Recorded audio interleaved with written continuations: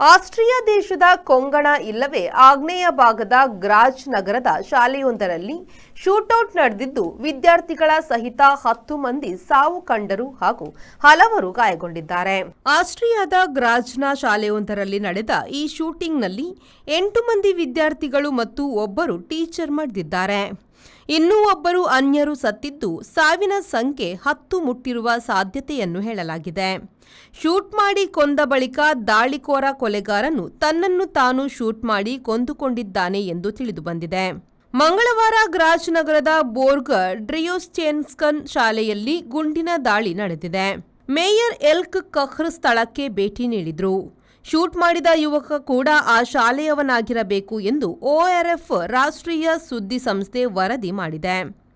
ಆಸ್ಟ್ರಿಯಾದ ವಿದೇಶಾಂಗ ಮಂತ್ರಿ ಬೀಟ್ ಮಿನ್ಲ್ ರೀಸಿಂಗರ್ ರಾಷ್ಟ್ರದ ತೀವ್ರ ಸಂತಾಪವನ್ನು, ಮಕ್ಕಳನ್ನು ಕಳೆದುಕೊಂಡ ತಾಯಂದಿರ ನೋವನ್ನು ಹಂಚಿಕೊಳ್ಳುವುದಾಗಿ ಬ್ಲೂ ಸ್ಕೈ ಸಾಮಾಜಿಕ ಜಾಲತಾಣದಲ್ಲಿ ಪೋಸ್ಟ್ ಮಾಡಿದ್ದಾರೆ. ಮಕ್ಕಳನ್ನು ಕೂಡಲೇ ಅಲ್ಲಿನ ಹೆಲ್ಮುಟ್ ಲಿಸ್ಟ್ ಹಾಲ್ಗೆ ಸ್ಥಳಾಂತರಿಸಲಾಯಿತು. ರೆಡ್ ಕ್ರಾಸ್ ಸಂಸ್ಥೆಯವರು ಗಾಯಗೊಂಡವರಿಗೆ ಅಲ್ಲೇ ಚಿಕಿತ್ಸೆ ನೀಡಿದರು.